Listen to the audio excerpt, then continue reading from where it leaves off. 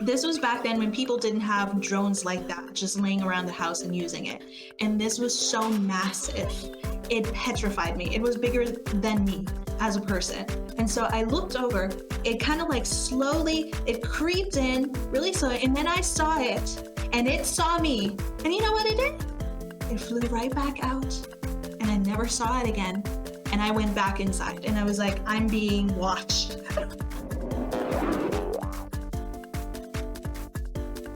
I'm just thinking you should do your intro the way that you did your intro when you sung to me in like the really old style singing voice. That was such a Ashley is frozen. She is frozen again. My Ashley is frozen, never to be seen again. gosh, I've got tea. Like my eyes are starting to water even more than usual. It's so I told her this when she sung to me and she sent it to me. Okay, let me just explain the story quickly. We were recording and the internet decided that it didn't want to be here anymore, so it left. So I left because the internet left. So she was just left and then she started singing. And then when we were doing the timestamps, she sent me no, I took it. No, you just told me. That's right. You told me. And then when I was doing the timestamps, I saw it and I was sitting there like, oh my gosh, this is gold. This is glorious. This is heaven. If I'm in heaven, this is what it sounds like to me. I feel like, did I just turn on a black and white movie? Is that what I'm watching right now? I honestly had to ask what kind of dimension I was in. It was so beautiful. And I said that to her. She's like, no, no. I'm like, oh, of course she'll say no. But I'm saying yes. In the entirety of it, yes. 100%. It's so beautiful. Thank you. She really wanted to post it and she's like, we need to get this out there. Yeah, It's definitely. she was like, you need to do something with your voice. You need to do it. Yes. Like, 100%. 100%. To be able to sing like that, yeah. You have a gift. It is a talent. It is, you could literally send people to sleep, a glorious sleep. is that a good thing? The gifts that she has. Is it monetized? No, it's another word starting with M. Is it No, it's not monetized. Yeah, it is. I just want you to expand your talents. That's just it. I just want you to take your talents and expand them so far out because it's limitless. So you just go as far as you want, really, to the ends of the earth if you want, all around. The earth is round. Thank you. But this is the Daily Humans podcast, and I am Ashley. I'm Nina. Welcome back to What's in Our TikTok Collections. Oh, yeah. This is heaven. I'm in heaven. This is no longer hell. I love when you sing. We should really make our intro music you singing. So you better get in the studio. Go on, get in that damn studio. Let's stop the podcast now. Get in the studio, record the intro. We'll use that for this episode and the future episodes. We could do that. I can figure something out. I have a good mic. Oh yeah. And if I'm by myself in my room, I could figure out something. We could make a song for the podcast. Oh, definitely. You have the tune for it. Thank you. I appreciate very much. She has a good mic as well. Just everything. Like I said to my brother for my birthday, I need Nina's mic because my mic is not it. Well, you got me the mic. So this is like if we're all one, if we're all mirrors of each other, this is your mic. And you will have this mic because it ultimately comes from you, it's a part of you, and it is you. Basically, if we want to go that far back, you chose it. And then I said to you, I'll buy it for you. Oh, okay. So I brought it for you. Yeah. I forgot. Thank you. It's because I know you. You're like, I gotta like hype this up. This is all her. And then I come at you with, no, it's all you. And then we just keep going back and forth. And that's basically how we spend our days. Yeah. How Ashley and Nina spend their days, that should be another little series. And it would just be us going back and forth and then rock, paper, scissoring the decisions that we need to make and just compliments that Yeah. start to get aggressive because she's not listening to mine and I'm not listening to hers. And there we go. Yeah. That'll be cute. We can do like a little mini series. We can do it for shorts on YouTube, or like not Instagram, TikTok, whatever the pages are. Changes every day. But I'm old. Hey. We are not old. We are young and free. We are That's young. our We manifestation for are this year. free. Na, na, na. Nice and clean. Mhm, See the friends. mhm, See the sights. Be all mhm, right. mhm. That's nice. You did a great job. I do have to say one thing. I do have to say one thing real quick. We're both turning You do? 29 this year. Ashley, her birthday is coming up, and I'm Yeah. very excited for that because we will be doing an episode for that, and it's gonna be great. But the thing that I really want to talk about is just like aging real quick. It has nothing to do with the topic at hand, but I do just really quickly want to mention I've been feeling dreadful about turning 29 this year. And then recently, and I don't know if this is, I hope for anybody who will be turning 29 this year, or Ashley for you as well, 30-year-old me came in. I've been getting glimpses of her, and she's awesome. Like, I've been really looking forward to meeting 30-year-old me in the future. And now I've been getting glimpses, and she's the boss. Like, her music taste is amazing. She's so kick ass, and she doesn't give a damn about what anybody has to say. She'll punch you in the throat. And I just like that. I really like that energy. So, to all the soon-to-be 30-year-olds, let's punch them. I know I said in like one of the last few episodes we need to make the world human again. That was the campaign, but I feel like for our 30s, let's just go feral, and that'll be it. We can have like our little moment.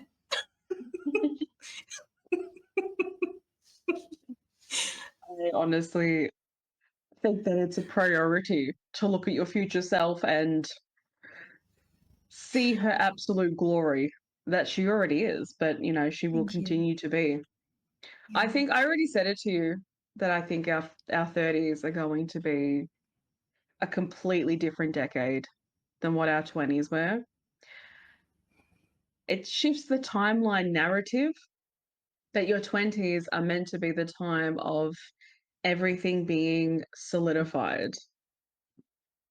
More than ever, we're seeing that. More than ever, people are talking about it. And, turning 29, the programming is there of I'm almost 30, which means my life is over. Nothing can happen in my 30s because I will be this, that, and that, and everything's done with.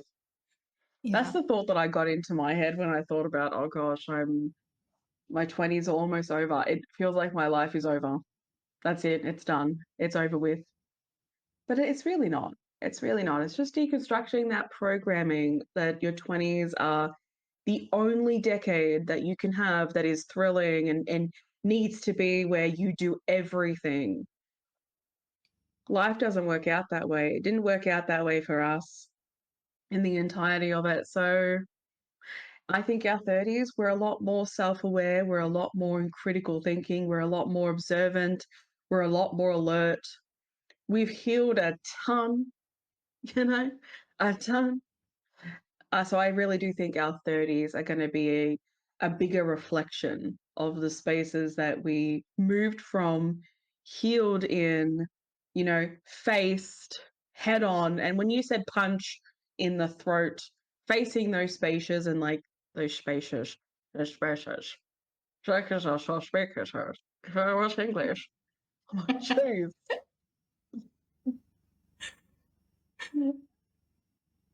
My English is superb on the greatest days, like Sundays. Absolutely. getting those spaces by the I'm not going to say the throat. That's very violent. By the clothing and like punching it. That's what we did to many of the unsafe spaces, didn't we? Yeah, you took Yeah. it and headbutted that shit. Oh Yeah, yeah. It took some you flung it like a courage. kangaroo. Yeah, yeah. That's it. Yeah.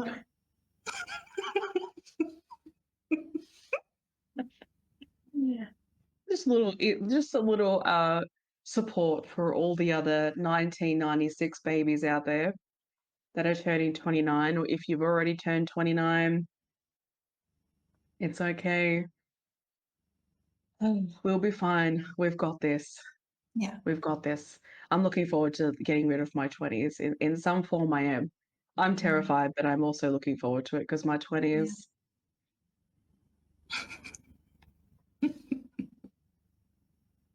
they ask me if I want to come back here. I'll tell them, chloroform me all through the 20s and I'll wake up in my 30s. I don't want to go through that again. Let's skip that decade. You know, it's free will. People talk about free will. That's my free will. I'm skipping the decade. I'm going Yeah. straight to the 30s. You're not gonna pawn the replay on your 20s. That Um, was a really bad joke. I'm so sorry for all of you who got that it wasn't. reference. It really wasn't. I don't want to ponder replay. Ponder replay. I like the song from Rihanna, but I don't want to re-experience it. Yeah. Man. Yeah, it's been a tough decade. It's been a tough while for a lot of different people, but not as bad as a certain woman from America that did you like that segue? That just recently went Yeah. to Australia and decided, you know what? I'm gonna pick up a wombat. She's been here for a Mm, while, my friend. You'll have to repeat that. She's been here oh, for a while on okay. a visa. Yeah. Okay. Just say an American living in Australia, she decided one day to travel down the roads, see a wombat, mother and a baby, and then yeah. But yeah, she's been here for a while, so just to preference that. Yeah. Would you like to explain what happened? Because you know more than I do a little bit. I've only seen a little bit of this clip, but it's making its rounds on TikTok and it has Australia in an uproar. And since Miss Ashley, 'cause she's not married, yet, Um, suitors, Who is it? watch out. Who is it? Which one of you? Which one? There's Roger in the corner that's just staring at me. Right, Paranormal activity is Roger. real. I forgot about Roger. How is he doing? Well, he's really well. He enjoys cooking, cleaning, all that kind of stuff. He's a good little helper. Yeah. I'm trying to think of what to respond. Oh, but yeah, it has this clip has Australia in an uproar, and so we thought it would be good Yeah. to mention it here since we are a multinational corporation, the Daily Humans Podcast. Hello, nice to meet you. Mm. That's what we are. We practice to be. Yes. So, in the daily newsroom at the Daily Humans podcast, an incident has occurred where a lady decided to get out of the car, see a mother and child wombat, run up to the wombats and take the child from the mother and run back to her car. Why is it offensive? Well, we shall tell you why. First things first. No, I'm going to stop doing the voice now. That was really good. Thank you. It's interesting people's responses and reactions to it because essentially you have some people that are basically saying it's just an animal and it's nothing serious. And then obviously you have people that actually have knowledge and awareness on why it is serious that are telling them why it's serious. And in my opinion, it is serious. And I could do consider that as well because a human scent on an animal is quite serious to how they're treated in the wildlife. Not for all animals, but for wombats including, yes, it's quite a serious thing to have a human scent on them. And the mother as well. Wombats essentially, if they're in a dangerous situation, they'll leave. And at that point, in my personal opinion, I think that she ran And because she ran, essentially, when this woman went and put the baby Wombat down, if his mother's already gone, what then? Surviving the wildlife just by themselves, you just cannot make assumptions on what could possibly happen. But at the same time, if you have enough awareness on this, you would know that a baby being left is such a fragile, vulnerable space to put them in. There are so many reasons why you don't interfere and you allow people who have the expertise. She apparently does, but also at the same time, you clearly don't if you're making a conscious decision. She made a conscious decision to pull over to see a mother and her baby and decide to separate them and cause a situation that now, obviously, I don't know, but potentially the situation is that that baby was abandoned by its mother. So I truly see why there's an uproar, and I'm on the same fence. I was so annoyed when I saw it. So annoyed. That baby was screaming in her arms. It Yeah. was so distressed. Yeah. And on their nervous system as well. Animals feel stress too, lo and behold. So if you watch the video, you can clearly see the distress that the baby was under. And we don't know the kind of implication that has on its body. We don't know that either. So it's more than just an animal, it's a continuation of circumstances that are now created from your choice. When you make a choice, it unfolds other pathways from that one choice. And because she made that one choice, all these other potentials have opened up. And we're throwing them out there as a reality that this is what happens. As I said, wombat mothers, they leave. If it's dangerous, they leave. The scent of a human, there's just, you can't invalidate nature's cycle. You're sitting at your you're sitting in your house thinking it's just an animal, there's nothing important about it, there's nothing serious about it. It's entirely serious because of nature's cycle and the way that nature interprets our assistance. It needs to be done a certain way, the way that we put ourselves into nature. That's why people with experience always talk about there are certain ways that you have to hold animals. There are certain ways you have to do this. There's certain ways you have to do that. And there's a reason for that because you can damage the ecosystem. And human beings, if you just look at our own society. So, yeah, to me, it's serious what she did. I do not agree with death threats. I don't. I have no need, nor do I think there is a need to do so. I don't agree with the death threats. And I do think that people have to go through learning experiences. And I think this was a learning experience for her, but her apology also stated to me that she didn't actually learn from her experience. She's just protecting herself. And to an extent, I understand, but also this needs more accountability than it does your apology. This needs you, because that's essentially an accountability is an apology. You literally coming face front and saying, I really made a mistake. I should not have picked up that baby wombat because of A, B, C, and D. And it's something that I will really think about in the future. And I will be mindful when it comes to animals in general, especially for someone that has, I think she's actually, I can't even remember if she's a biologist or something like that. She has expertise in some forms. I can't fully remember. But if you have awareness on animals, then you should have at least a decent awareness, in my opinion, of the basic knowledge of the ecosystem. That's my opinion. But yeah, it definitely was a valid thing for people to be annoyed over. And I hope okay. This is off topic, and I'm just going to say this before I let you speak, Nina. I know it's off topic, but this situation reminds me of the girl that hit another girl with a baton down the running track. This Oh, situation yeah. reminds me of that. Did you see that video? I think I remember it. Yeah. Yeah, this girl is coming out and saying that it was an accident and she tripped, essentially. And I'm sitting there going, did you watch the same video from the different angles that it was posted? I fully am committed to believing it was 100% deliberate.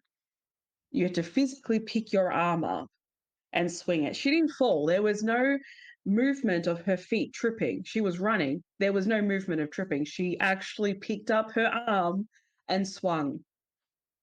This reminds me of this situation because she came out and said, I think she said something like, she might be physically hurt, but what about my mental? What Mm. about me mentally? And I thought to myself, this is another reason why we talk about accountability and responsibility and how much it lacks in the human experience. You did something wrong. And I understand that protection mode is in place, but protection mode is taking front and center more than you being able to understand, why did you do it? What can you learn from this? How can you help yourself take the steps to growth? What is it about you in that moment that made you make that decision? It's the same thing with I think her name is Samantha Jones. No, Samantha Jones from Sex and the City. I can't remember her name. Yeah, her name is Sam Jones. Sam Jones, not Samantha Jones. Sam Jones. It's the same situation in the protection mode, as I'm saying, being the main source of response. Like they respond through that. They're not responding through any sense of accountability or even seeing that. This is the thing, you have to be able to see it to actually respond through it. A lot of people do not see it, so they go automatically to the protection mode and the survival mode that they have within them internally. And they both went straight for that. Yet, as clear as day, the wrongdoings are right there for them to see and to take a learning lesson from this. I mean, Sam Jones literally, as I said, I've learned from this, but in my opinion, no, you haven't. Yeah. Because it's what you say afterwards that really pinpoints if you really have. You can tell people, oh, yeah, I've totally learned from this, but also I did nothing serious. Like nothing I did was wrong. I don't know why everyone's taking it like this. You did not learn anything from this. Same with the other girl. You deliberately did it. Accountability is what helps you grow, as hard as it is. Sometimes you have to face the music and face the uncomfortability and learn and take it and learn from it. It's for you to grow as a human being, as difficult as it is. Yeah, that's my opinion on that. You put that perfectly. I agree. Apparently, this is an individual who partakes in hunting animals for sport. And Ashley and I will only speak for myself, but we have had many conversations about that and how that in and of itself is kind of like Sus. iffy. Yeah, sus. Definitely. I will get into that discussion at a later point in time. But when it comes to the Oh no, you wombat, should get into it. no, it'll take way too long. I'll say this. I understand that in certain climates, certain environments, deer can be a pest on the environment and on other organisms living in the wildlife. And so there are situations where um, the amount of a certain type of animal has to be contained because it would take over and destroy the environment all around if they were to take over. I understand that to a certain extent, but when it comes to traveling to different countries like Africa where people are hunting elephants for ivory, things like that, it's disgusting to me. Lions and calling it a sport. I think that is a little bit concerning because to me that showcases a lack of respect to what you're engaging with, to nature, to animals, to other life forms outside of yourself. And that was extremely shown in that particular video. Obviously, it went viral on TikTok, which is why we're talking about it here today. However, it just, I don't know, it infuriates me when I think about that video in particular. The way she ran over and picked up the baby, you could see it was in distress. The mother came back and tried to reach for her child, but the woman was already gone running to the car. And then the mother took off, or she hid in the bushes. I'm not sure. But Lady's I'm arms like, too, underneath. Like she picked it yeah, up It's like when you pick up a dog, people that pick up dogs by their front paws underneath, you know how much pressure you're putting on their body? The Yeah. below, there's no support for their bottom area. So she picked it up by the front and then she like moved it and it was like moving in her arms uncontrollably as she's running back because she's holding it out in front of her. So the Yeah. bottom of its body has no support. So it's just kind of flinging about as well, just to add that in it too. It's disgusting. And, it just, it's hard for me to vocalize and put words to it because all I feel is pain when I see that. And it comes back to the whole point of empathy. And we've talked about that a lot. But it's like, imagine you're walking with your child somewhere down the street and a man comes and picks your kid up and runs away and runs to a car. Like, I don't understand how you can bother something in its natural element just going about life. Yes, it was maybe walking on the side of the road or crossing the street or whatever, but like, especially if you're a tourist or if you're a person that is immigrated or is in some way, shape, or form a guest in another country, how can you disrespect that country's nature elements of life, animals, all of it? Like, I understand for some people it doesn't go that far mentally. They are just like, oh, cute, let me pick up and take a picture with it. But you have to think, like Ashley said, about the consequences to your actions. I'm not sure what happened in the end result to that. I don't know, cub. I don't know if there's a particular word for wombat babies, but like to that particular cub, I'm not sure. But the damage has already been done to that animal. You've shocked that animal. That animal could have died from the fact that you put it in such a distressing situation that it didn't need to be in. And that's not even considering the mother, considering how dependent the cub is to its mother. It just all I didn't even see it with like volume on because I think it would have broke my heart, and it makes me emotional just thinking about it because I'm like, if an animal is screaming, a baby animal is screaming, how could you continue to run all the way? Because it was far. It wasn't just like 2 steps, all the way back to your car and do whatever it is you did and then run back and put it back. The world is not disposable to you simply because you exist. And I think a lot of people have an issue with that. They think they can just go about life, do whatever they want at no consequence, or at the very least because they want to. And what's wrong with that? But with somebody and with the apology, or I wouldn't really call it an apology, but the letter, the statement that she put out of like, it's just an animal. It just tells me a lot about what that person is like and how they think, because you wouldn't like it if it were done to you. You wouldn't like it if it were done to a human being. And I understand that some people have like a hierarchy with that. Well, it's not a human being, so it's not a big deal. It's an animal. If it lives or dies, it's whatever.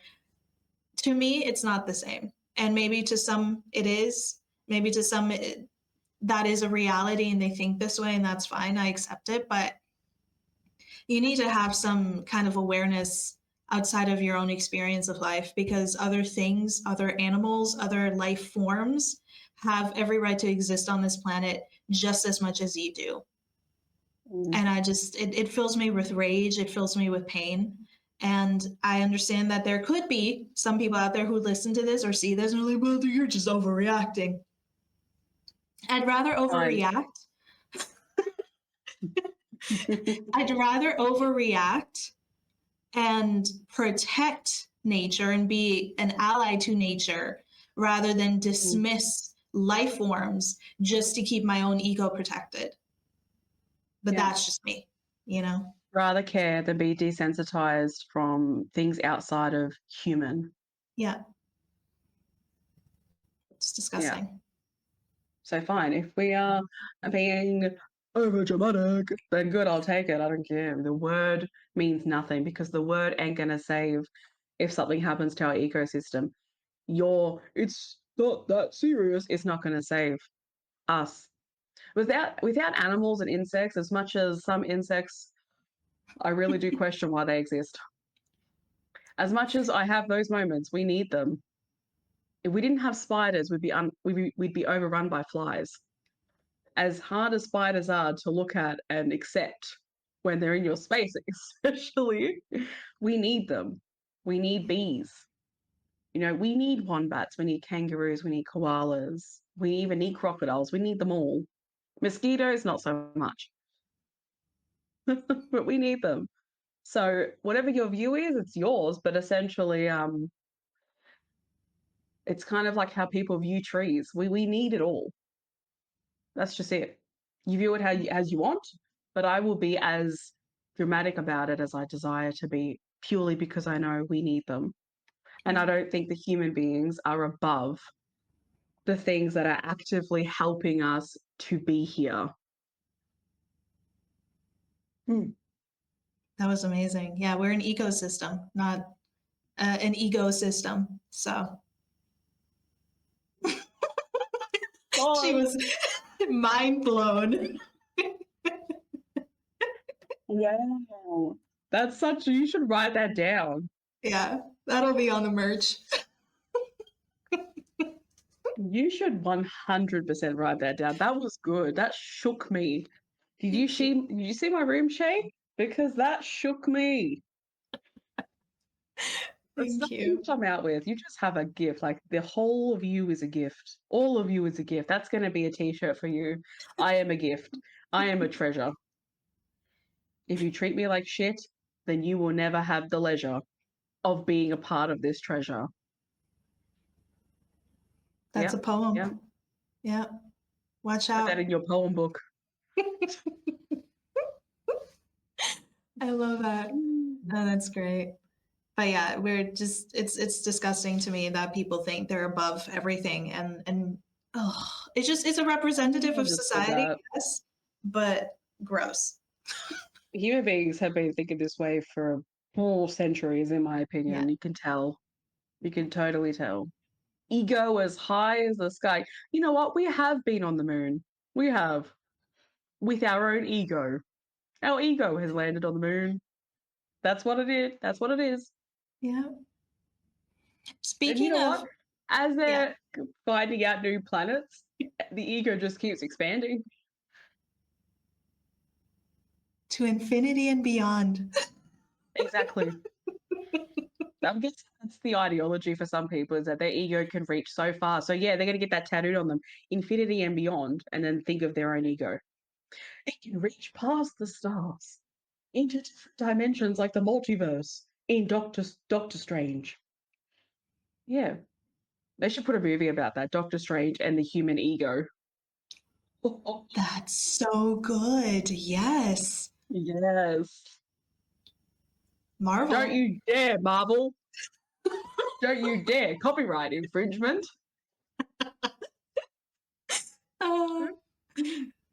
Speaking of ego, though, we're going to move on to our next discussion. There's nobody bigger of an ego than a certain somebody named Elon. I do not partake in using this person's name. I do not like this person, and if you're part of that gang, that's all on you. You know, yeah, it's kind of even though I just said it. The one who shall not be mentioned. Exactly. One that shall not be named. Yeah. That's perfect, actually. The one who shall not be named was recently on an interview talking about how empathy is ruining the world, which then he broke down and I think started crying, which is very unfortunate. Thoughts and prayers, I guess. But like in Bridgerton, when she goes, sorrows and prayers. That's perfect.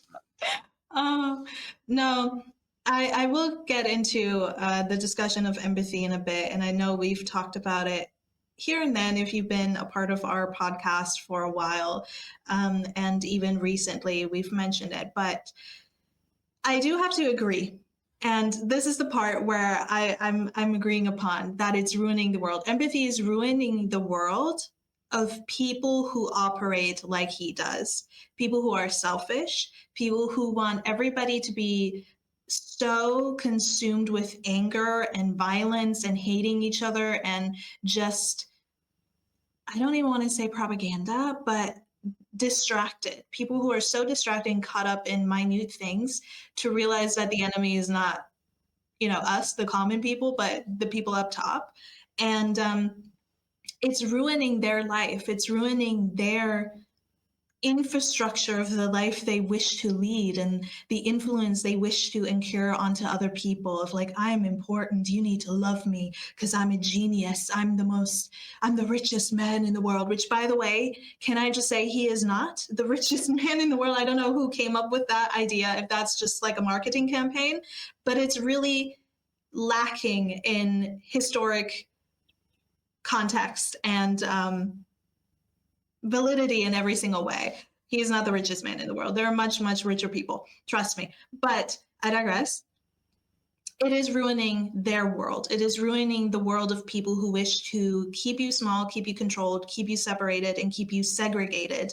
And the fact that people are standing up and holding these people accountable, or trying to, doing their damnness to hold these types of people accountable that have always felt untouchable, it makes them cry, because how dare you take away my power? And I've heard somebody say this online before. Oppression will always feel, what was it? This this will be a part of another segment that we'll move into after this one, once Ashley is done talking and sharing her opinion on this.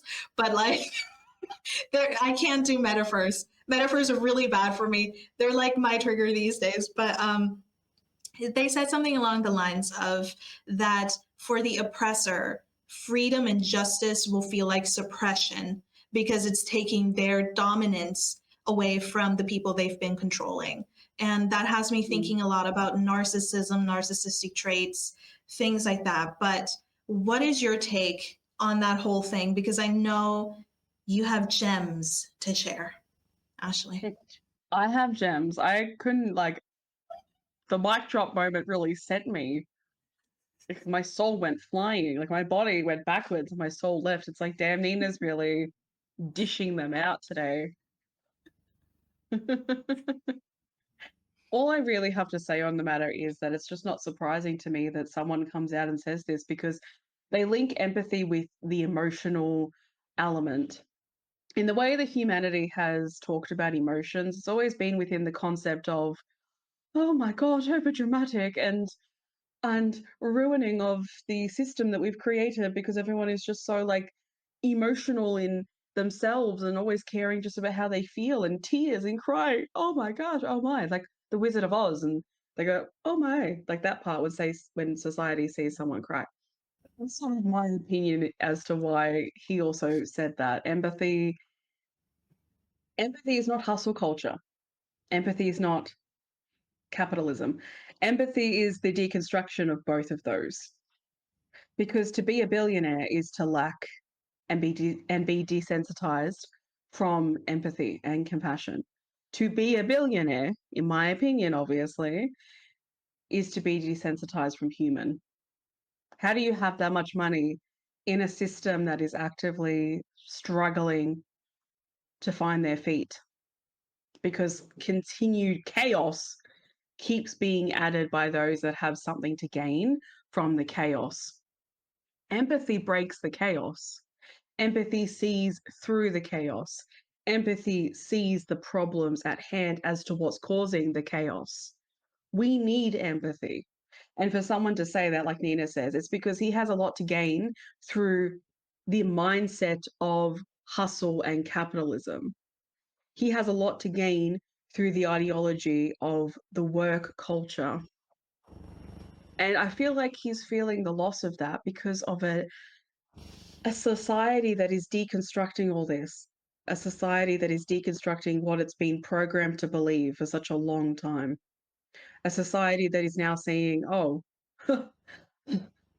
why am I having to live my life so focused on work and that's just it? Why am I doing all this for you? Only then for you not to listen to me when I come to you about issues within the workplace. Only for you to tell me that you're reducing my hours. Only for you to not give me any notice before you fire me, only for you not to do anything about workplace bullying or harassment, only for you to take and take and take and not pay for over hours and not pay for overtime.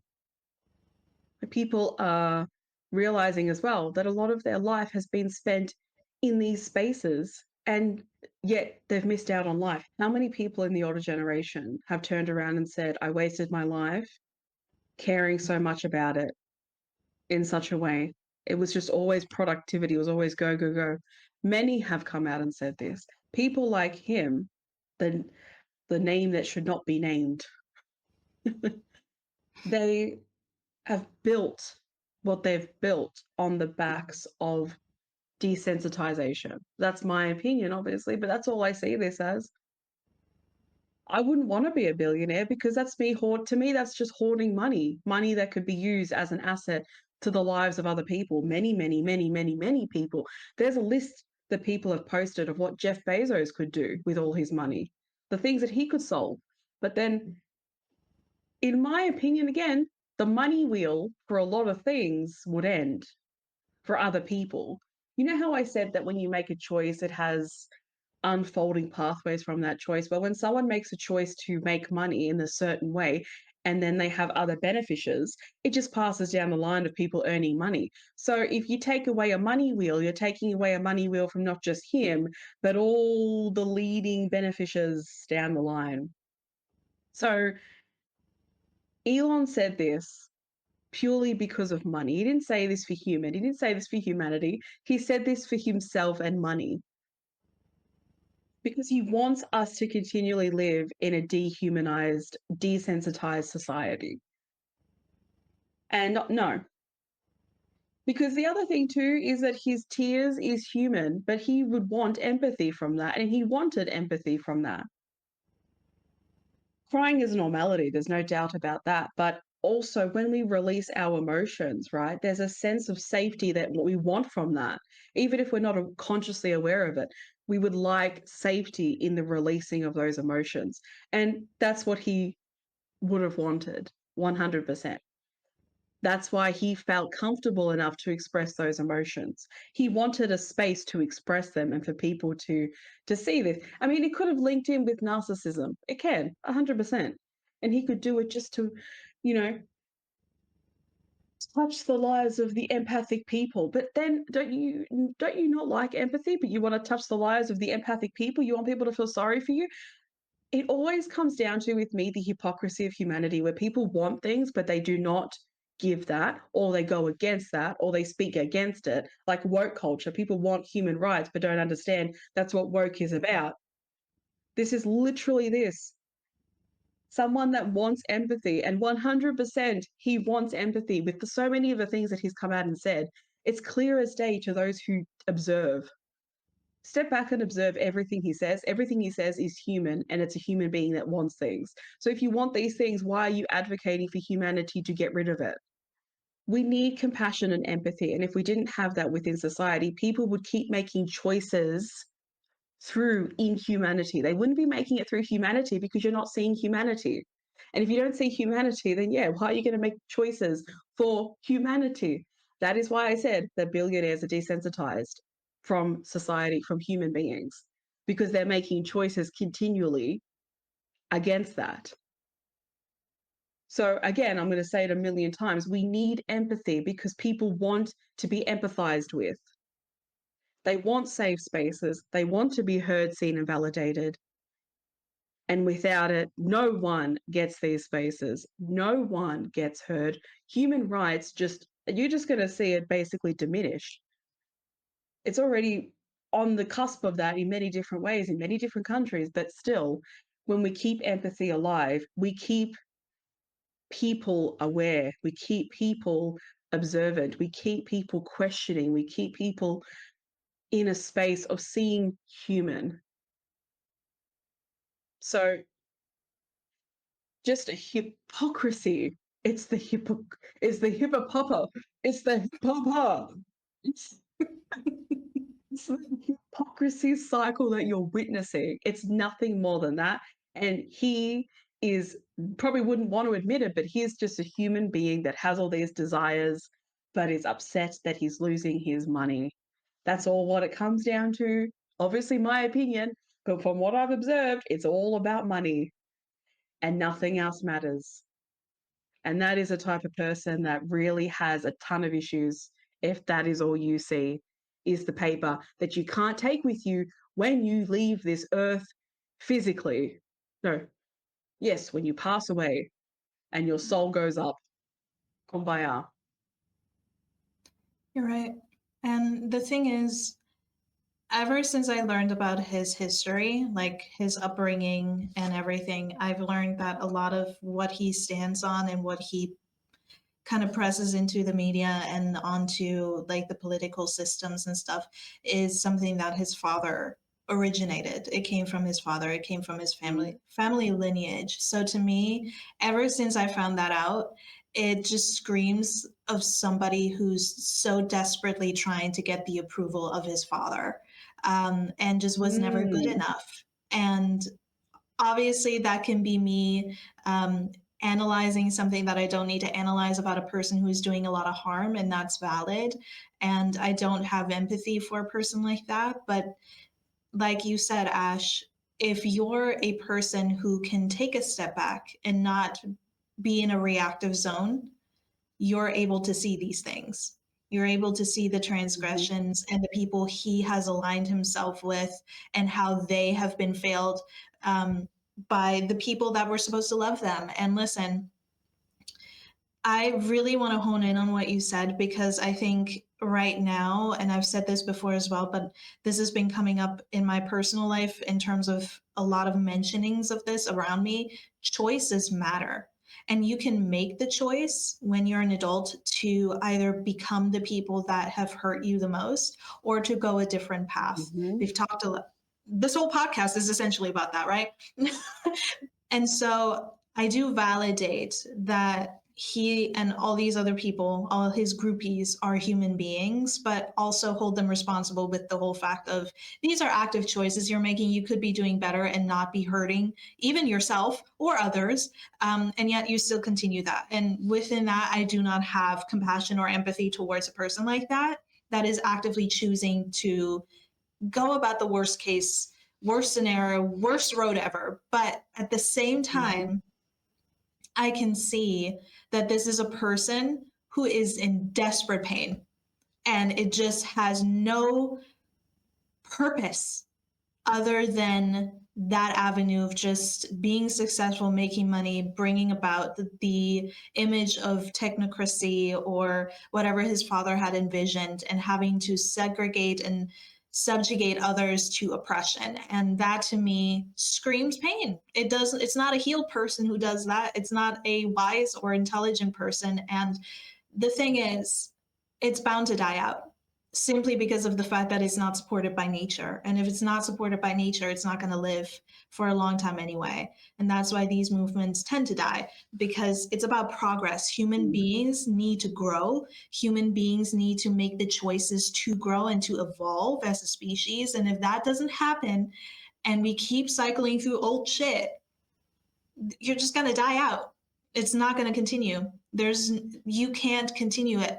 Even if you have the mentality of like, I'm going to put myself into cryo freeze and become a robot and have like robot arms and legs and be a cyborg, whatever you want to do. Even if that is possible, which it will take a very long time to get that to that point, even if that is possible, it will not work out in the way that you envision it. I promise you. And so it's also going to die. It's also going to fade out. It's also going to disappear because everything will eventually. And I think a lot of these people really just only see themselves because they never had somebody else to show them love. And therefore, how could they know love and give that to somebody else? They're just going to reinstall the same doctrine they've been taught onto their offspring. And that's unfortunate, but I think that is what we're seeing. We're seeing a live meltdown of a group of individuals who don't know what it means to really be connected to humanity and the destruction of that, and everybody who surrounds themselves with people like that. Mm. I completely agree. Thank you. It's a very interesting world that we live in, Oh yeah. where people support someone like this.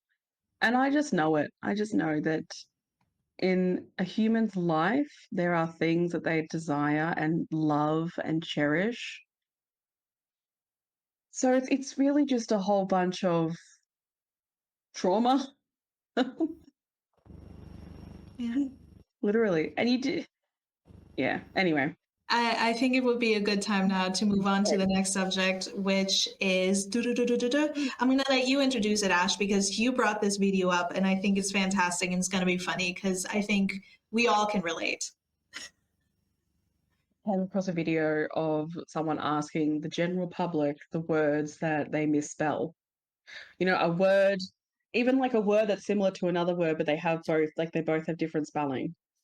So we're going to put ourselves in the spotlight and tell you the words that we get confused, that we misspell. And Nina says she struggles with metaphors. Well, if she wants to throw that in there too, that's up to her. But that's what we're going to be doing for this little series. Is it a Yeah. series? Yeah. Mini series. So that's the starting off right there. I get confused between mini series and segment, but it's not about the spelling. It's just for some reason my mind isn't understanding the differences, no matter how many times Nina has explained them to me. Lo and behold. Do you want to start or do you want me to start? Um, why don't you start? Because I think it's funny. Okay, I'm going to start off. And I have said this to Nina. Michael. Michael has been one that has been testing me ever since I was a teenager. I'll tell you why. Because the spelling I've come across mostly is Michael, right? But there's me that has been spelling Michael as Micheal. And it took a long time for people to actually tell me, especially for one particular person that I knew that I was spelling it wrong all along. And in my head, I cannot understand why it's spelled that way, AEL rather than EAL. I don't know. Neurolinking isn't neurolinking at this point because I just don't get it. So that's one of mine. Michael. Go on, have it out. What's one of yours? Rural. Rural. I have a Rural. hard time. I get it. It's a lot I of have a R's. hard time with pronouncing that. I don't know if it's because I'm not like native born English speaker. You know, it's a second. Obviously, I'm half American. I grew up learning English all my life, so I grew up bilingual, but it's still kind of a second language when it comes to certain spellings and just certain aspects of the English language. And rural is one of them. I can't say it. Rural, rural. Sounds It Australian. sounds like whirl, like a whirlwind, but it's rural. Or honestly, I wonder if the American accent, I wonder if it kind of struggles with the R's. Do you Mm. find that, or is it just for that particular word? I think it's just me. I think it's just me.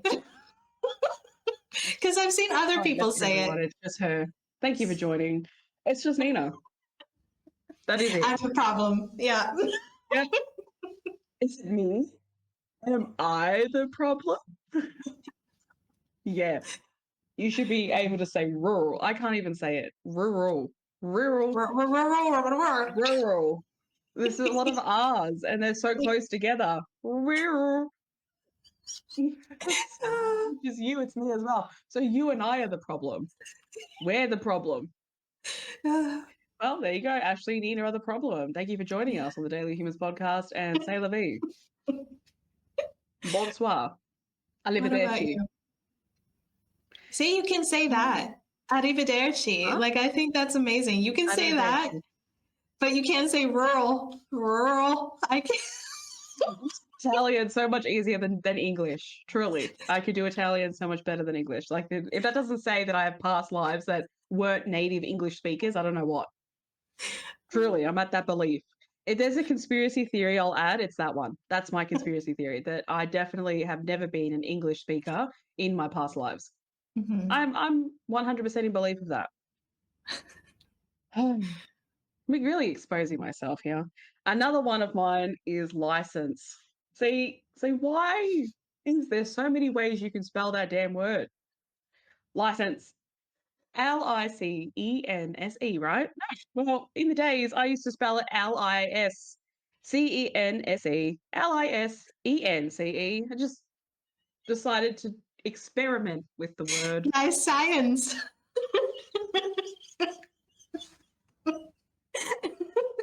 Science. Oh my gosh. It's interesting how the mind hears something, but it just can't interpret what it is, no matter if someone tells you, no matter if you study it. I don't know if any of you have experienced this, but I bet that some have. You study it, you look at it, you analyze it, but it's like something isn't connecting. The brain is like foreign object, alert, alert. Literally. So that's another one of mine. Yeah. What about you? Expose. Oh my God. You're gonna like, I don't know if this is only an American thing. I don't Yeah. understand what it is, first of all, and I don't understand why the name.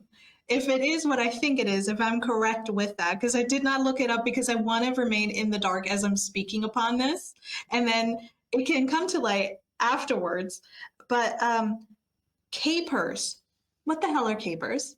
Is it a pepper? Is it an onion? And if it is an onion, why aren't we calling it onions? No, we have spring onions or green onions. We have capers. We have shallots. What the hell is a shallot? Why can't we all call them onions? Purple onions, white onions, red onions, green onions. No, it's capers. It's shallots. It's onions. It's whatever. And I don't understand. Every time somebody, I love watching tutorials with like cooking and stuff like that. And every time, I'm telling you, every single time somebody's like, "I'll just cut up the capers or put them on a bagel. I just got capers on my bagel." And I'm like, what the hell are capers? Is that like a pepper? Is that like a seasoning? Is it like fish? Like what are capers? Is it onions? I don't know. Sometimes I think it's seafood. Sometimes I think it's pepper. Sometimes I think it's an onion. I have no idea what it is.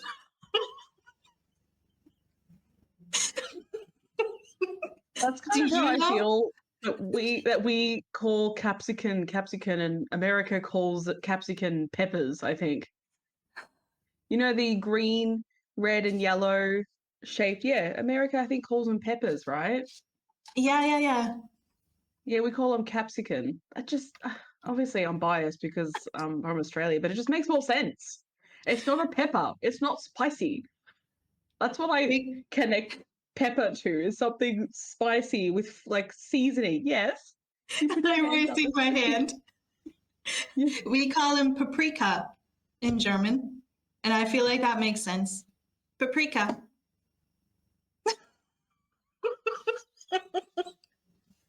Let's dissect this a little bit.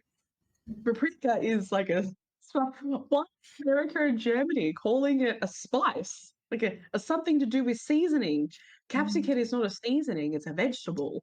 Right. It's paprika. I don't have any upheaval with this, but at the same time, I'm curious as to why a vegetable is a seasoning. Why the name is the seasoning. Here, take your That is, paprika. Do you mean the seasoning paprika? I don't want any paprika. It's spicy. No, no, no. It's the vegetable. Yeah, right, because we do have paprika seasoning. yeah. And it's spicy. I can just I see people guess. being like, it's not that spicy. Well, let it be. For some people, it is. Oh, okay. Back to you. What is it? Lay it on me. Back to you in the newsroom, Ashley. Uh, there was already on me. The next one is exercise. Don't even. Don't even. Keep it to yourselves.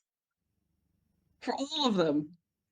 Exercise, I, s- I used to get so confused. What did I keep out? Yeah, I used to spell it Yeah. Exercise. Yeah, yeah. And you're meant to spell it No, wait. Is it the correct spelling? I think so. You did it right when you tried to do it wrong, and when you try to do it right, you do it wrong. Run what I used to run. I wrote it right. Oh, you know what? Let's skip past that one because clearly I already know my Neuralink has linked, so I know it now. So it's all good. But I used to struggle with it. I used to. So to make up for that, I'll bring in another one. Business. Business. Yep. Busyness. See. Yeah. Yep. B. See, now I'm trying to think how you actually spell business. It's Yes. Business, right? Yeah. Yeah, well, I've been spelling it. I was spelling it Buisness.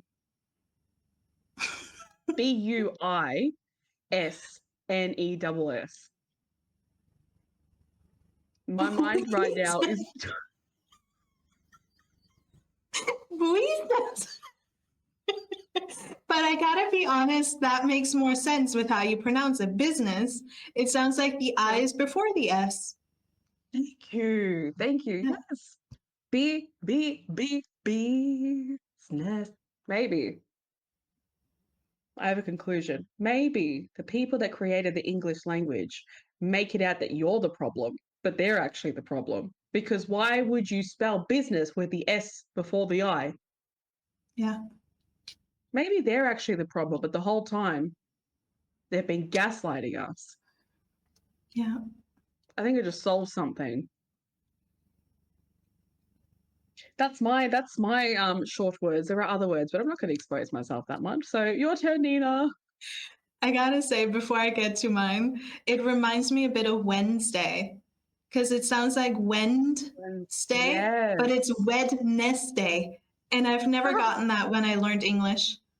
That's how I, Wednesday. yeah, that's how I write it, Wednesday. That's how I know it.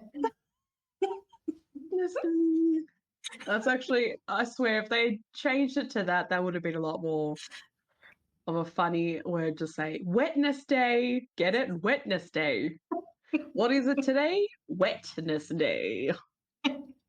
I'm just changing it to wet, except for D to a Yeah, T. So I'm giving it its own pizzazz. yeah. But my word, cognizance. What? How do you write that? Cognizance is is it a C and S? Is it both? I know there's a C in it, like two, I think. But cognizance, I can say it. I can't write it. Don't ask me. That's That's a it. fair point. That's a fair point.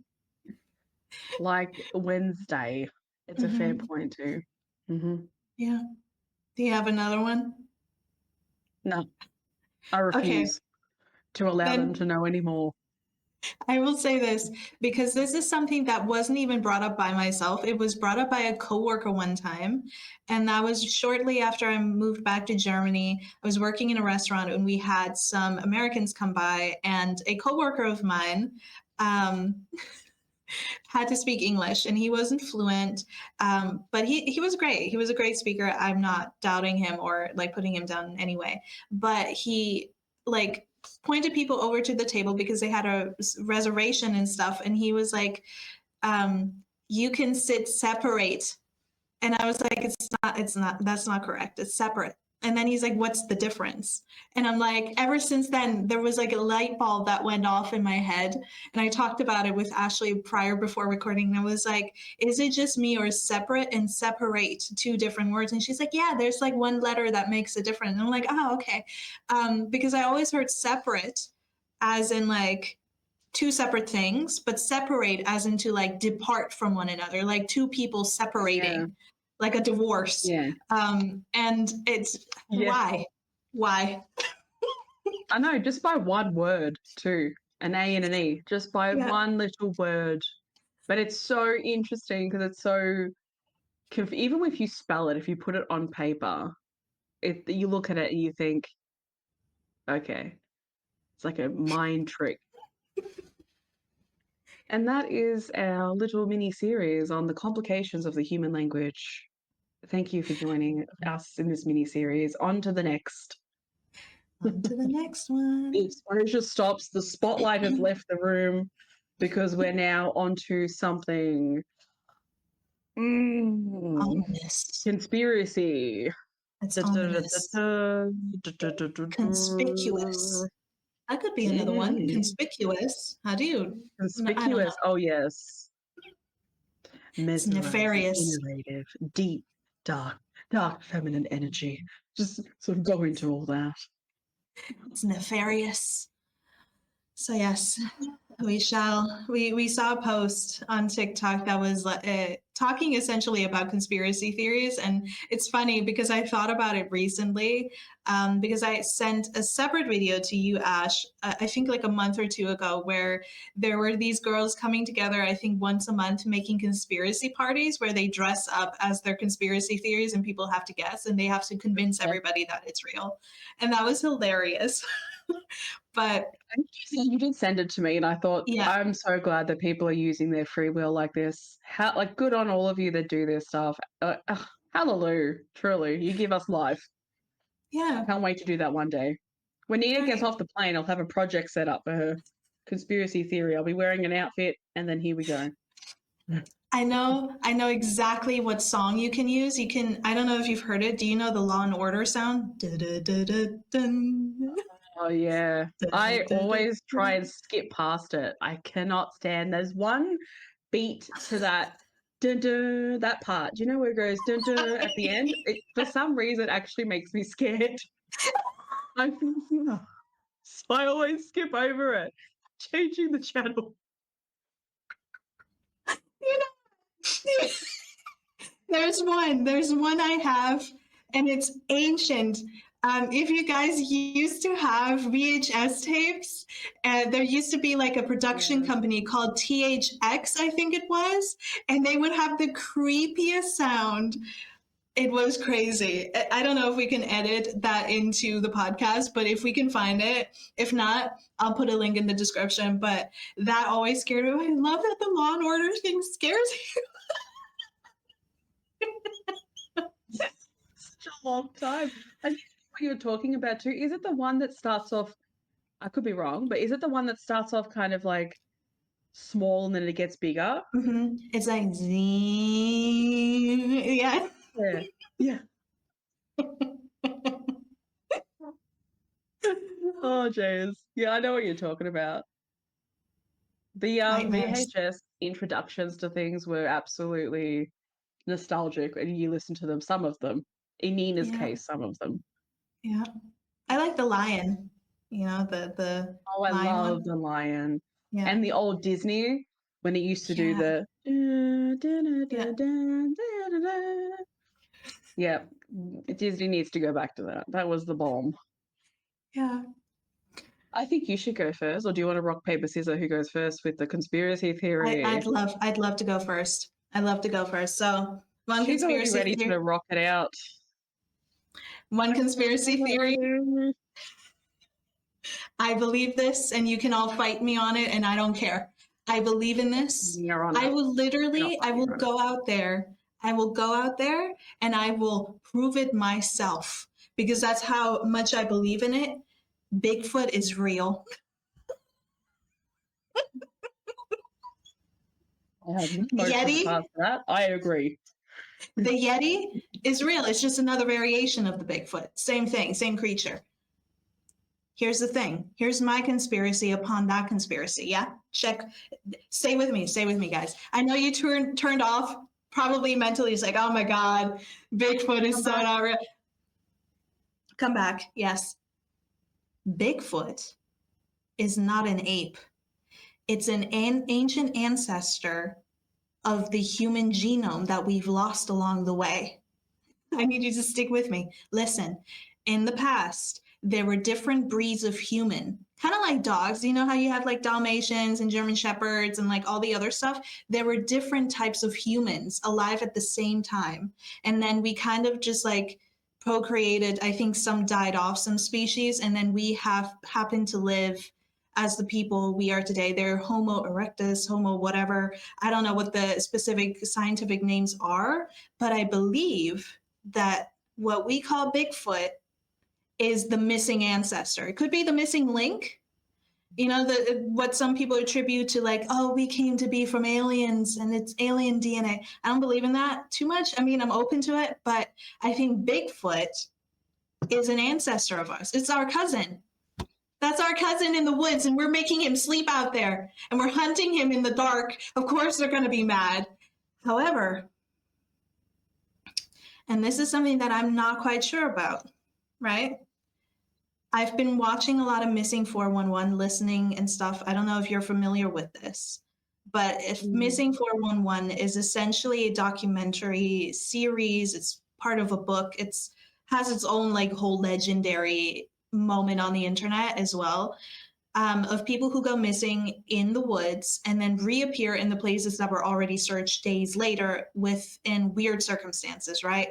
And then one of the cases that Missing 411 covered was these people that went to the woods. I think they were hiking, camping, one of the two. And they heard really weird, like vocal sounds coming from the woods. And as they approached a certain area, they say they saw big ape-like creatures, and they were vocalizing towards each other. And so some people have said that's aliens. Some people have said Bigfoot is Bigfoot. Maybe Bigfoot is an alien. I don't know. There's like crossover there. But I believe they can talk. I believe maybe they have some ape in them. I'm not sure. But I believe they're our missing ancestor. That I believe in that. I believe in that. We need to find Bigfoot. I believe in Bigfoot. Bigfoot is real. I don't know if the videos we see online are all real, but I believe Bigfoot is real. That is it. Respect. I agree. And honestly, you really came with the proof for me. So I'm solidified in my agreement. Thank I you. will not move it. I'm going to go all in and jump in and say that one of my conspiracy theories is that Earth is the actual hell. The hell that we've been hearing through, I feel like majority of existence on this planet. That it's down below. Nah, honey, I think Earth is the actual hell.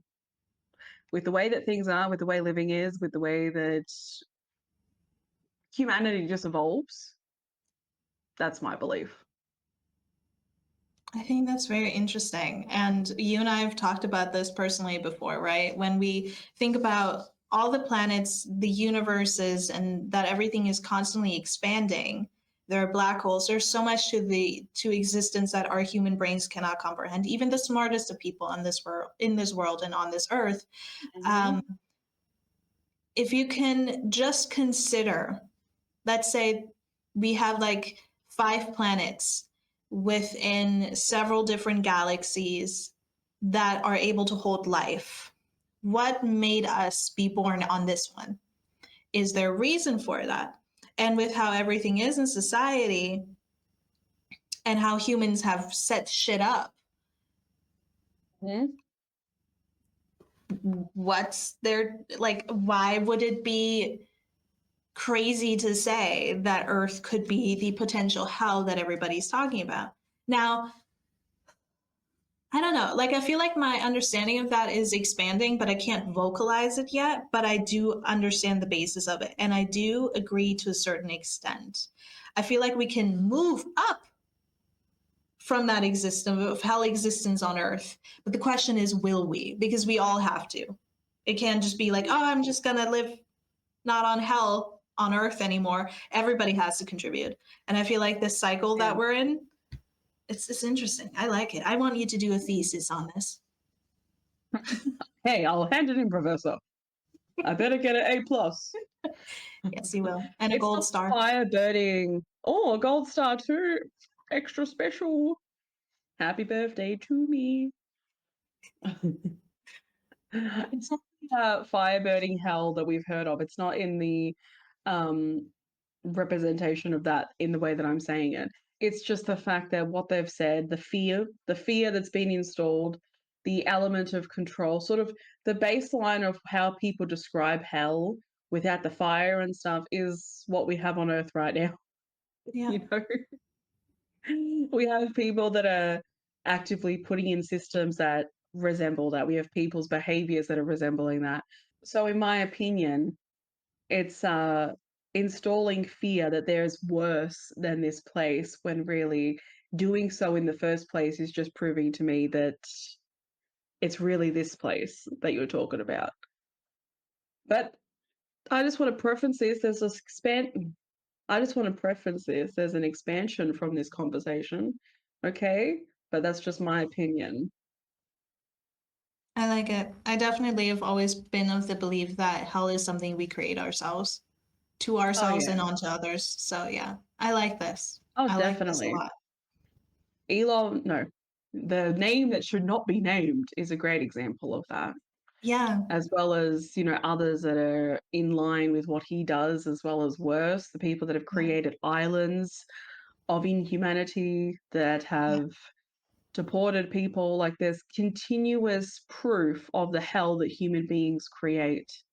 And as I said, I don't mean the fire breathing dragon scenarios. Like, I don't mean fire. I just mean literal systems of behavior and projection. And it's just everything to do with energy. And it's everything to do with the human being.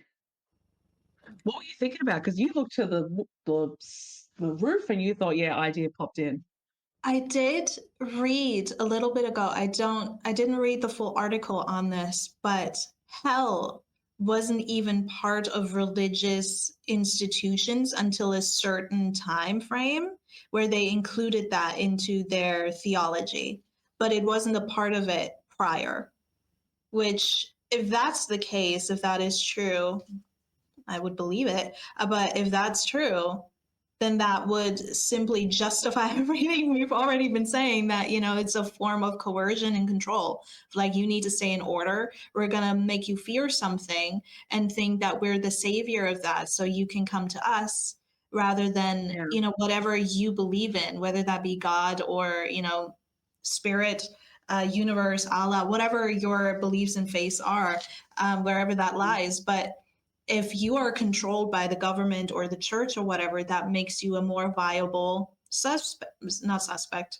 They are the suspect. Subject. That's the word. Yeah. Yeah. I've never understood even the behavior to even take that approach of if you don't do A, B, and C in this way, you go to hell. You go to a Yeah. fire burning place where your existence is forever there. I never understood that Yeah. need to project something onto people, especially. And there was a conversation online. I'm not going to go further into this apart from this. But someone was saying, and what about if someone does all these good deeds, but they don't believe in God? And they go, well, they're still going to hell. And I'm sitting there like, interesting. We don't want good people then, do we? We just want controlled people. Conspiracy to say that, Ashley? That's actually really Actually, good. I'm not going to say anything more. That will be for a Okay. different time. All right. All right. We'll move on. I want to talk about aliens because that's a hot topic, especially recently. Ooh, the And aliens in the ocean? Is this what we're talking about? aliens in the ocean, in the sky. Apparently, the ocean has black holes. The universe has black Yes. holes, and some people are saying the universe ends at the ocean, and the ocean ends in the universe. It's just an interesting Maybe theory. it's a black hole. Maybe all of this is just a black hole, and we're just being illusioned to think that it's something that's a reality. Now, how do I say it? Maybe we're just a black hole, but the image that it's painting to us is like a moving reality. Hmm. Maybe we are already in hell. Like, we've been sucked out of life, and we're in the black hole, and that is the Find life, hell. Yeah. Yeah. and you've got to build. So you start off. Just get this alien part because it's going far. It's going too Okay. far. Okay. Well, aliens. I have my own conspiracy. So I will say this only once because I have had my lesson with this and I will not touch it again. And if I say this, please trust and believe that I have been thoroughly scared. I have been thoroughly petrified. I have been induced in anxiety and depression and just fear for my life. And that is not a joke. even though I say it in a joking manner, it's not a joke. So when I was a kid, I was very much into conspiracy theories. It started for me with Bigfoot, obviously, he's OG, and then cryptids, and then we went into aliens because obviously we've always been talking about aliens for as long as I can remember. I loved X Files. I want to know if the truth is out there, right? So I looked into it as a teen, and it's very strange because weird things started happening. And I mean, strange. And like I said, this will be the only time you will ever catch me talking about this. I will not talk about this at any other point in time because I do not know how this came to be. I don't know if it was my search history. I don't know if it was my thoughts, like tinfoil hat type of thing, or if it was just circumstance. But as I was researching, as you know, I am a spiritual person. I have inclinations towards a lot of awareness spiritually and just intuition, things like that. And regardless if you believe in it or not, that's fine. Stick with me on this story. So I researched, I would say very intensely, but nothing groundbreaking, in my opinion. However, I started seeing very strange things when I moved from California. This was when I was living in the States to Arizona. And Arizona is a desert space. There's military bases everywhere, obviously, as in Nevada and New Mexico. And it's funny because as I started researching more and more, and I started kind of digging a little bit deeper, like right on top of like the deeper layers of what other people are conspiring with aliens, I started having weird experiences. In my dreams, I would dream very creepy things. But obviously, at the time, I'm a very rational person. So even if something has spiritual, let me say that again. So even if something has spiritual reference, I usually dismiss it if there's no more basis to something. And that's something I'm trying to move out of. I digress. I put it aside. I was like, oh, it's because I'm researching these things. I probably need a little bit of a break. Then I started seeing lights in the sky. I'm like, huh, that's a little bit weird. Maybe it's an alien. And back then I was curious. I went into everything with an open mind, an open heart, and I just wanted to find out for myself what was going on, right? But when I tell you, there were nights when I would sit out just, I guess, during summer break and listen to my iPod, because this was early 2000s, look up at the sky in the middle of the night, like past midnight, and I would see things moving. And I could remember one particular aircraft. I feel like this is like an entire episode that we need to do at some point. But I remember looking up at the sky and there was the moon. I could see the moon clearly. Everything was bright. The whole night was illuminated because the moon was so massive. And I could see this thing that was transparent kind of move. And I thought I couldn't see it, but I could. And it was really weird. And I could see something move, but it's as if it was reflecting. It's like camouflaging, kind of like a chameleon. And I could see it move past the moon, essentially, but it was an aircraft. And I was like, what's that? I have to research that. Funny enough, I think a few days later, I happened to see something randomly on TV talking about how in the early 80s, I think it was early 70s, 80s, the US military was working on aircraft that could camouflage itself. So you couldn't see it in broad daylight or at night. It could kind of be like a chameleon in that sense. I'm not sure what the technology is behind that, but I felt when I heard that I was onto something because I saw it for myself and I see it on TV. History Channel doesn't have to be true, obviously, but it's the only time I've ever heard this mentioned to this day. I've never seen anybody else talk about it. I've never seen it anywhere in the media, anywhere. And to kind of compact the story as much as I can, because I have a lot of different experiences, I had a night, I was in my room, I was sleeping. Well, actually, no, I was not sleeping, but I was trying to go to sleep. And I had watched Prometheus, which, unbeknownst to me, is an alien movie. I did not know that. And I was creeped out because I was watching it late at night. And I remember going to bed and just having this thought in the back of my head saying, you need to go to sleep fast because something bad is going to happen. And I had this before with like a haunting experience. I don't know if I shared it on the podcast. I digress. I went I questioned it, but I was like, okay, I'll go to sleep. And I remember closing my eyes, laying there, and I could see my house that I was living in my head, kind of like an image of it. And I could see like this light approaching this house, or our house that my family and I was living in. And I'm like, why am I thinking about this? This is so weird. But I'm just observing this image, mirage in my head. I don't even know how to explain this to you. And this light came from the backyard. It came from the distance, went up to the backyard, and then moved up to the house and tried to find me. And I remember thinking, I have to go to sleep because if I don't fall asleep, they'll find me and abduct me. And I was like, okay, you're being ridiculous. This is just a movie. Relax. Nothing's going to happen. You're just thinking too much.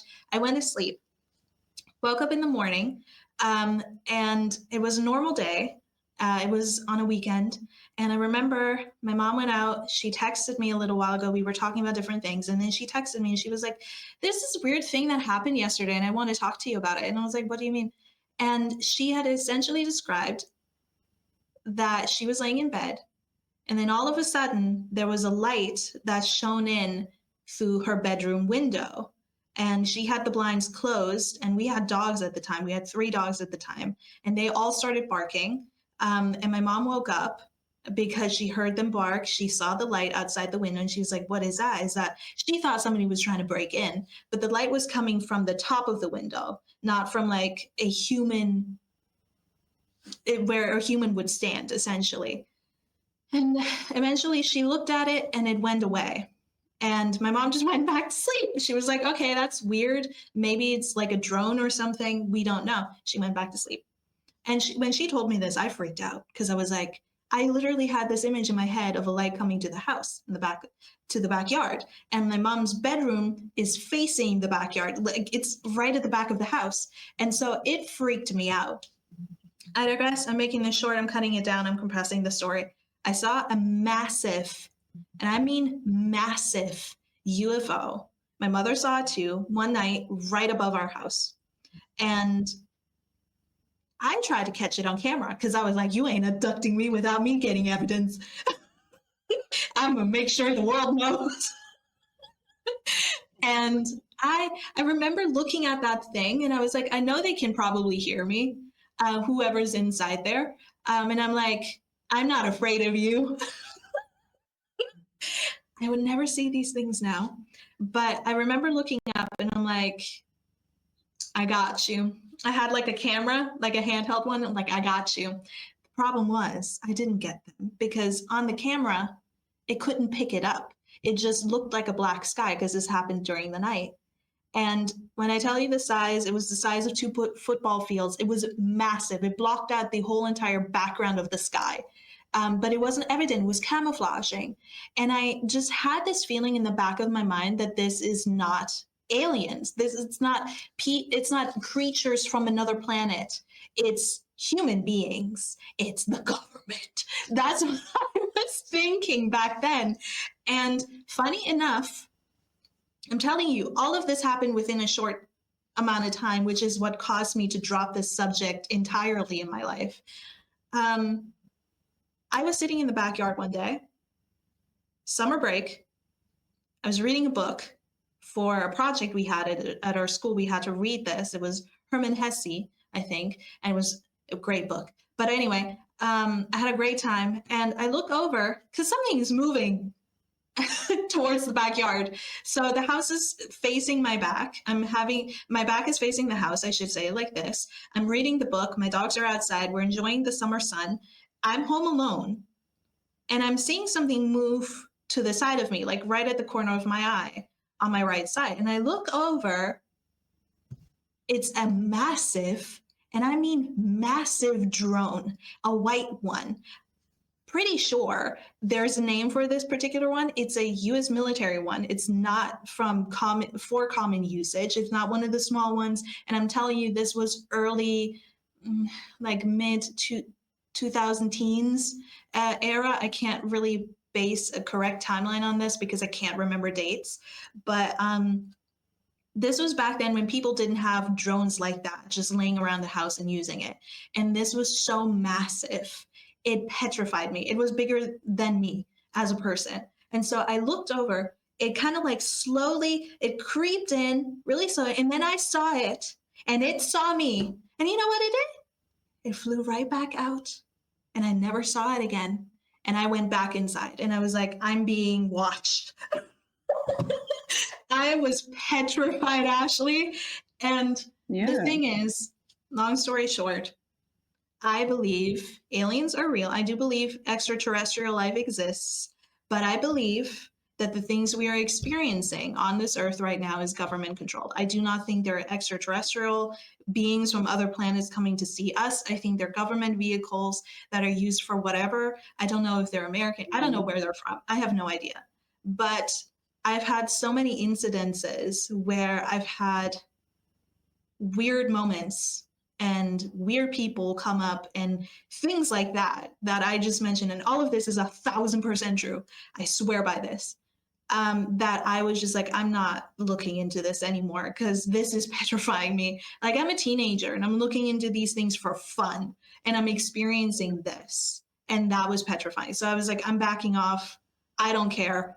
They're watching me. And ever since then, I've been left alone. I've never had any of these incidences ever again. I did see something in the sky maybe a couple years ago in Germany, but outside of that, I've never had any other run-ins. And so I don't know if it can hear your thoughts. I don't know if it was my online footprint, but that was enough for me to call it quits. And that's kind of my stance recently on aliens, personally. Thank you for coming to my TED Talk.